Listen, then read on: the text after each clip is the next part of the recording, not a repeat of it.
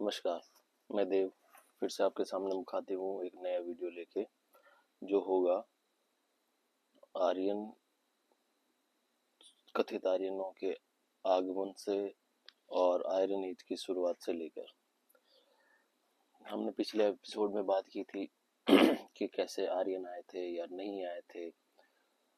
मेरा ये मानना है उस टॉपिक पे कि जैसे कहा गया है कि आर्य आए, उन्होंने सभ्यताओं का नाश कर दिया और फिर उन्होंने ग्रामीण सभ्यताओं का उदय किया।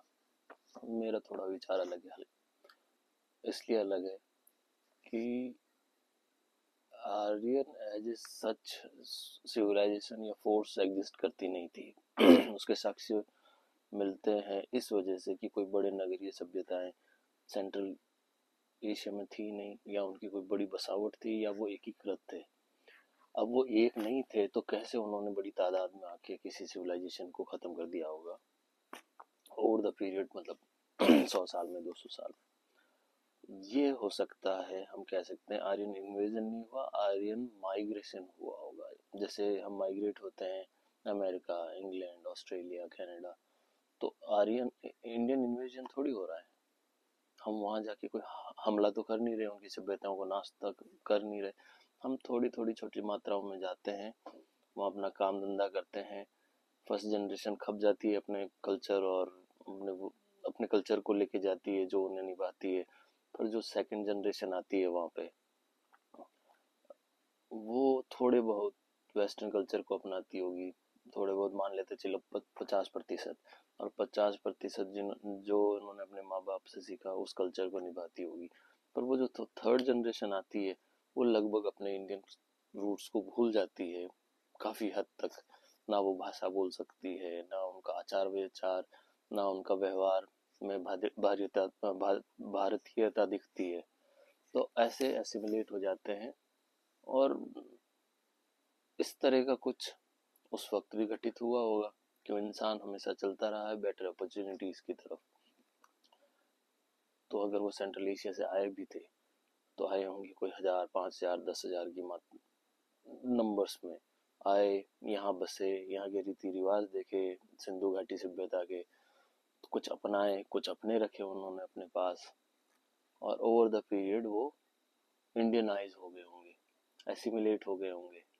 तो ये इन्वेजन की जो पूरी विचारधारा है, मुझे वही गलत लगती है।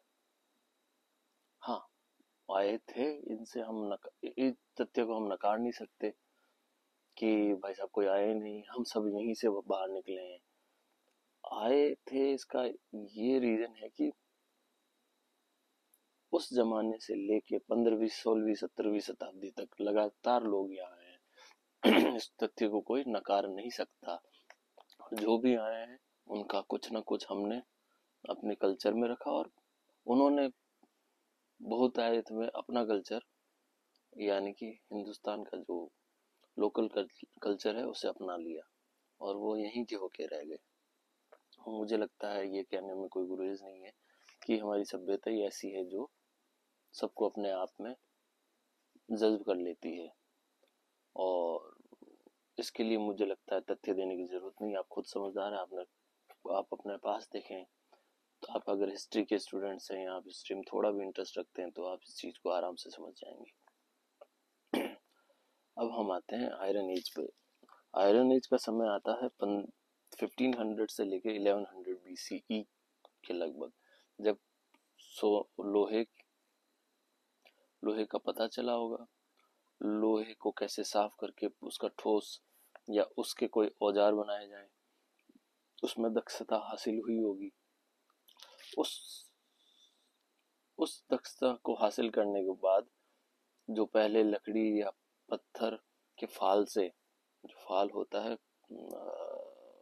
हल का, जो नीचे वाला हिस्सा, जिसको गहराई में जमीन में दाब के हल द्वारा उसे उसकी जुताई की जाती है, उस चीज की जगह ने ले लिया लोहे के फाल का रूप, जिससे अच्छी और गहरी खुद हल चल सके और अच्छी बुझ वो हो सके, बुआई वगैरह, उससे अच्छी पैदावार हासिल हो सके। जब अच्छी पैदावार हासिल हुई तो संपन्नता आई, फूड सरप्लस हमारे पास इकट्ठा हुआ होगा। वो जो छोटी छोटी ग्रामीण सभ्यताएं, ग्रामीण सेटलमेंट्स थे, उनमें अनाज का संग्रहण हुआ, वहाँ के लोग भूखे मरना कम हुए, तो उनकी रिप्रोडक्शन रेट बढ़ी, उनकी पॉपुलेशन बढ़ी, और ऐसे वो एक धीरे धीरे अपने आप को संभालने के लिए उन्होंने पॉलिटिकल यूनिट्स बनाए होंगे, और वो ग्रामीण सभ्यताएं फलने फूलने लगी, अपना आकार बड़ा करने लगी।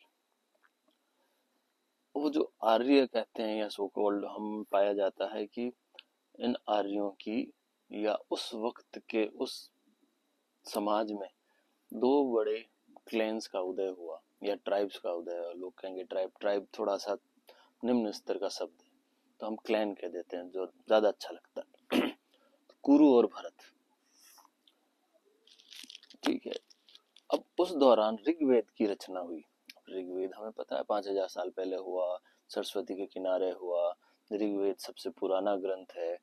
उसके अंदर एक युद्ध का विवरण मिलता है, दशराज्य युद्ध, यानी 10 राजाओं के द्वारा लड़ा गया युद्ध।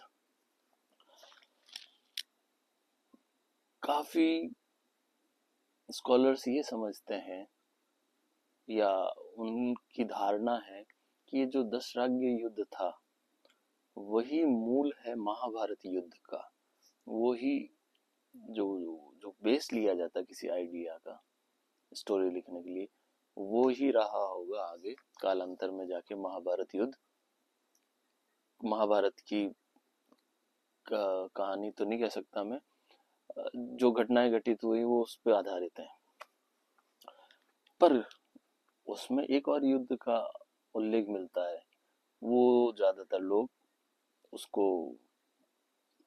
दरकिनार कर जाते हैं। जैसे एक युद्ध हुआ था ऋग्वेद में ही, उसका सूत्र है या श्लोक है, हरियुप्पा युद्ध या यवयाति युद्ध। ऋग्वेद के 6ठे मंडल में इसका उल्लेख आता है। तो कहते हैं कि उससे भी पहले का युद्ध का विवरण है। जो हुआ था, अणु एक जात थी, मतलब क्लैन थी, जात मैं माफी चाहता हूँ गलत शब्द यूज करने के लिए। अभ्यावतीन चाइमन जो अणु और पुरु का सृजन्य था वो, और सुदास एक और क्लैन थी, उसका दिव्यदास और वहाली का तुर्वासा और वृचिंतवंत जो यदुकुल का था, इनके बीच में युद्ध हुआ। आप थोड़ा सा कंफ्यूज हो होंगे, मैं भी हो गया, इनका नाम बड़ा क्लिष्ट है। जैसे कि अव्यावित चाइमन जो अणुओं का था, पुरुओं का सृजन्य था, सुदास का देहदास था, और तुर्वासा वृषि का तुर्वासा, यदुकुल का वृचिनवंत, इन 4 पार्टीज के बीच में युद्ध हुआ। चलो हम ये तो स्टोरी हम इसकी डिटेल्स में ना जानते हैं ना जानना चाहते हैं। तो कहते हैं ये दशराज्य युद्ध के पहले की घटना है। तो इससे ये समझ में आता है इन क्लैंस ने बड़ा रूप ले लिया था, ये बड़ी पॉलिटिकल यूनिट्स बन चुकी थी, और फिर इनकी आपस में जंग होने लगी संपदा के लिए या जमीनों के लिए या प्रभु सत्ता स्थापित करने के लिए। इन लोगों में आपसी लड़ाइयाँ चालू हो चुकी थी, जो कि हड़प्पा कालीन या सप्त सिंधु घाटी सभ्यता के दौरान कहीं नहीं देखने को मिलती, या उनके अवशेष कहीं नहीं मिलते। तो इससे ये तो समझ बनती है कि हाँ, बड़ी पॉलिटिकल यूनिट्स उदय हो चुकी हैं, बड़े बड़े या तो ग्राम सभाएं बनने लग गई हैं, या जनपदों का काल कह सकते हैं, जनपद बनने लग गए हैं, जहाँ पे एक सीजेबल अमाउंट ऑफ पॉपुलेशन रहती है जो इन चीजों को करने में सक्षम है। ठीक है। और इन्हीं ऋग्वेद में मल्लेच्छों का, या फिर इसके बाद जो महाभारत वगैरह लिखी गई है, तो इनमें मल्लेच्छों का उल्लेख आने लगता है, जो बाहरी लोगों को इंगित करने की एक टर्मिनोलॉजी है। इसी दौरान भाषा दूसरी जो हमें इंडस वैली सिविलाइजेशन की भाषा मिली है, उससे तो डिकोड कोई डिसाफर तो कर नहीं सका है, पर हाँ इसके बाद जो भाषा मिली है वो प्राकृत है। वो प्राकृत की शुरुआत हो चुकी थी। जो जो प्राकृत भाषा का उदय हुआ, तो उसके अंदर भी काफी सब भाषाएं हैं जिनको हम प्राकृत भाषा भी कहते हैं, जैसे पाली, पिसाची, निया, मगधी, महाराष्ट्री, ईलू, सुरसैनी और गांधारी। ये सब भाषाएं हैं जो प्राकृत के अम्ब्रेला के अंडर आती है। और साउथ में द्रविड़ भाषा मजबूत होने लगी। ये हम नर्मदा से ऊपर के क्षेत्र की बारे में बात कर रहे थे, जो प्राकृत भाषा का मूलतः चलन है। फिर समय आया महाजनपदों का। आप समझ गए होंगे, एक होती ग्रामीण इकाई, छोटा गांव, फिर 5 गांव, 4 गांव, 10 गांव मिलके एक जनपद का रूप लेने लगे, और कई जनपद मिलके क्षेत्रफल होके उसे महाजनपद कहने लगे। तो इनमें जो आप कह सकते हैं ये अपने आप में सिटी पॉलिस थे। आप ग्रीक हिस्ट्री पढ़ते हैं, वहाँ सिटी पॉलिस है, जहाँ रिपब्लिक या डेमोक्रेसी का उदय हुआ, वैसे ही कुछ महाजनपद रहे होंगे हमारे, या ओलिगार्किक रिपब्लिक कह सकते हैं इनको। वहाँ गवर्नमेंट्स बनती थी डिस्कशन से, डिबेट से और वोटिंग से एक हद तक। वो आज की मॉडर्न वोटिंग्स को मत लीजिएगा, पर हाँ कुछ हद तक इसका बहुत ही क्रूड रूप। तो ऐसे 16 जनपद थे, क्रमशः नाम बता दूं। कंबोज था, गंधारा था, कुरु था, पांचाल था, कौशल था, सुरसैन था, मत्स्य था, छेदी था, अस्मक था, अवंती थी, वत्स था, मल्ल था, काशी, मगध, विज्जी और अंग। ये 16 जनपद उस समय एग्जिस्ट करते थे, और इनकी अपनी अपनी बाउंड्रीज थी, इनके अपने अपने राजा, या अगर वो ओलिगार्किक रिपब्लिक्स हैं तो उनके लीडर्स इन पे रूल करते थे या इनको संभालते थे। और उसी वक्त रिलीजियस और स्पिरिचुअल आइडियाज का उदय होने लगा। इतने सभ्य हो गए या इतने संपन्न हो गए कि हमें रोटी, कपड़ा, मकान, इन बेसिक आवश्यकताओं से उठकर नेक्स्ट लेवल पे सोचने का मौका मिला। तो उस वक्त तकरीबन मान लेते हैं हम 5वीं 6ठी शताब्दी BC, 5th to 6th BC में रिलीजियस न्यू थिंकर्स का उदय मिलता है, जिसके अंदर मुख्यतः हम भगवान बुद्ध, गौतम बुद्ध का उल्लेख करते हैं, जैनों का करते हैं। जबकि मैं मानता हूँ जैनों के महावीर तीर्थंकर है वो 21वें तीर्थंकर है, या मैं गलत नहीं हूँ तो आखिरी तीर्थंकर है। उनसे पहले भी काफी तीर्थंकर हो चुके हैं, तो हम उस वक्त जैनों का उदय नहीं मान सकते। ये एक बहुत ही गलत धारणा है, जो अक्सर जो हिस्ट्री की बात करते हैं वो 5वीं 6ठी शताब्दी में जैनों को भी लाके खड़ा कर देते हैं।